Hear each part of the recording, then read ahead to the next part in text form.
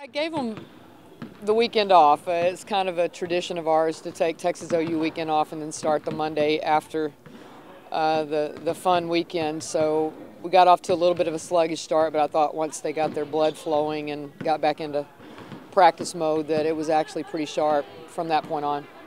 Who came up with Chop the Wood and fan motto?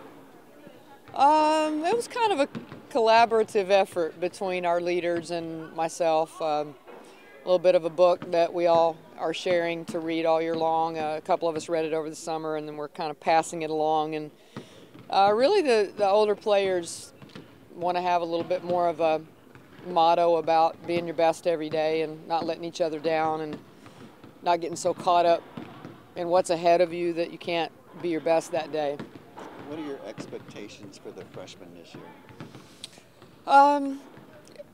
I think my expectations really aren't out of kilter with what happens most of the time with freshmen. I think they're very talented, but they are freshmen, and there's a huge learning curve. And, you know, if I had to say, based on what I've seen so far from them, I think they can spot play a little bit for us, and I'm hoping that we can get them somewhat prepared for this level by conference play. I mean, if I had an expectation and a realistic goal, it would be to get them ready for conference play.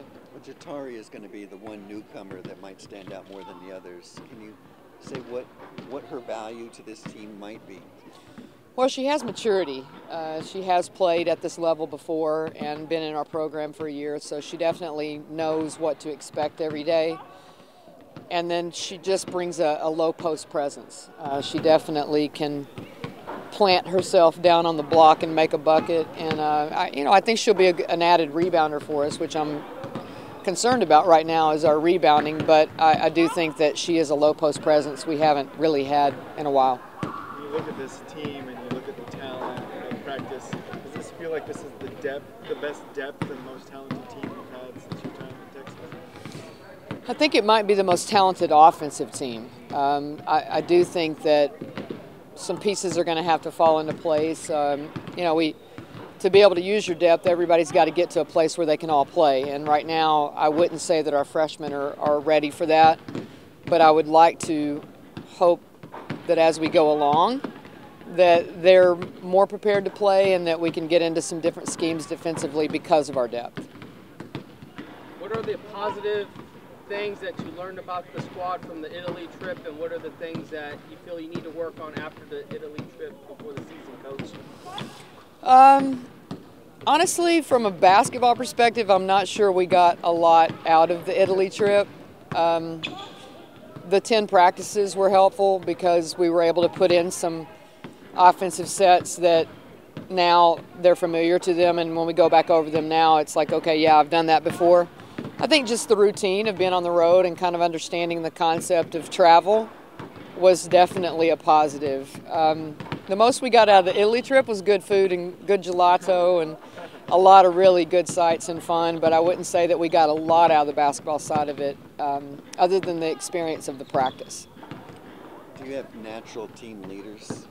Absolutely. And they are? They are Ariel, Brooke. I think Audrey leads in a perspective that she really plays the game from a practice perspective the way you're supposed to. She doesn't always speak so much, but she performs every day like we ask somebody to perform at this level. And then I think it trickles down to the juniors. I mean, they've all improved regarding their leadership, but clear-cut Ariel and Brooke. The players, they realize how talented this group could be. I mean, how do you kind of do that balance when there's a lot of McDonald Americans and there's some attention to it? How do you break that balance of getting this team to come together with some of the new talent and some of the I think our leadership is as good as it's ever been, and I'm not sure they think about that. I mean, they're all good, so I don't think they really necessarily think about, oh, well, this one's can do this and that. I really do think that they're very driven to be their best. So if a freshman or whoever can help us be better, then I think they're all for that. I definitely think that our older players have sort of been in the trenches and had the good moments and the bad ones, and they understand the value of having a lot of players that can play. So I mean, right now it's going to play itself out because some of them aren't ready to go from a experience perspective. So our schedule, it's more balanced this year, I will say. So I think it's going to lend an opportunity for me to play some of the young ones to get their feet wet. Last year we weren't able to do that.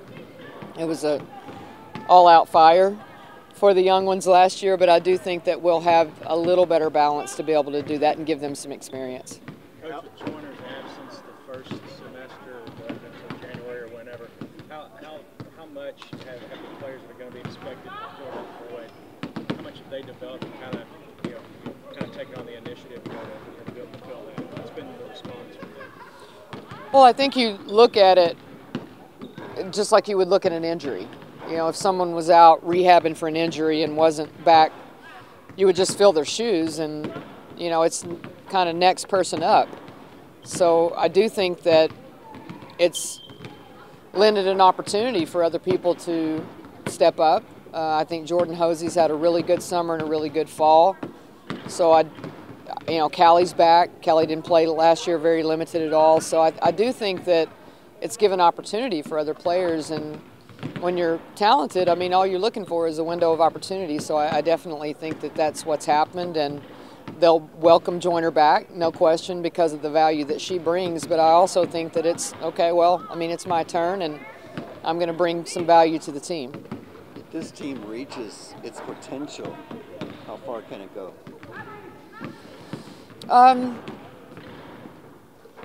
I think we're at a place where, you know, you're talking about wanting to win championships, because you do have the pieces to do that. And if we stay injury-free and we continue to grow, and I think someone hit it on the head over there, if, you know, chemistry is a big thing, and developing that type of chemistry among each other and accepting roles. And roles change all the time. They change almost every day. So I think them buying into all of that and being able to really respond to that positively will be a big thing, because there is a lot of talent. So I think the main challenge for us is to get everybody to buy into the winning mentality. I know Sugar and Holmes got to play with Team USA, but Yeah. it seemed like she was a starter and getting to play a ton. How much have you seen her grow because of basketball? I think that experience with USA Basketball gave Suge confidence, but to be honest with you, we kind of saw that coming towards the end of the year. And I mean, I say this all the time, confidence comes from work, and it's not really something that you can shortcut. And what I thought Suge gained from getting to play in postseason play and getting all that competition in postseason was that it kind of fueled her for the off season. So what happened is what a freshman should do. They kind of see, okay, this is what this is all about. This is what I need to work on. And she went to work. And the reward was the USA experience, but I do think that her confidence is really from her work. She's really been in the gym a lot. She's kind of back to, I think, who we all thought Suge would be. What if Brooke and Ariel added, maybe even off the court, during the offseason to help this team even more? I think Brooke and Ariel just get it. I mean, all of our older players really are at a place, but those two in particular really get the leadership part of this, and it's all the time. Leadership is a full-time job. It's not just when you stand between the lines. So I think they get that, and they try really hard to get the younger players in the right place at the right time. And I can't say enough about those guys. I mean, they've from day one, when season was over with, they've been on quite a mission as far as being good role models and good leaders. And I mean, they always have been, but I think they know this is their last go-around.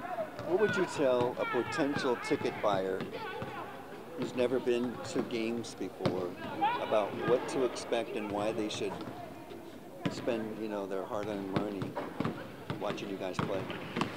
I think it's a fun style of play. I think that when people come watch us play, the thing that strikes most right off the bat is that we compete pretty hard, we're fun to watch, and we play with a lot of passion. So I think when you come to the gym, you're expecting that. You're expecting people to give their best, and I think that our players do that. And you know, a direct reflection of sort of the feeling between our fans and our team, I think, was the last game we played here in the arena last year, which was the game against NC State. That, you know, if you're a fan and you were here in that gym, you probably told somebody about it, and I would expect that we're going to have an even bigger number this year as far as expectations, because we have a lot of people returning, and a lot of people really appreciate the way our kids play.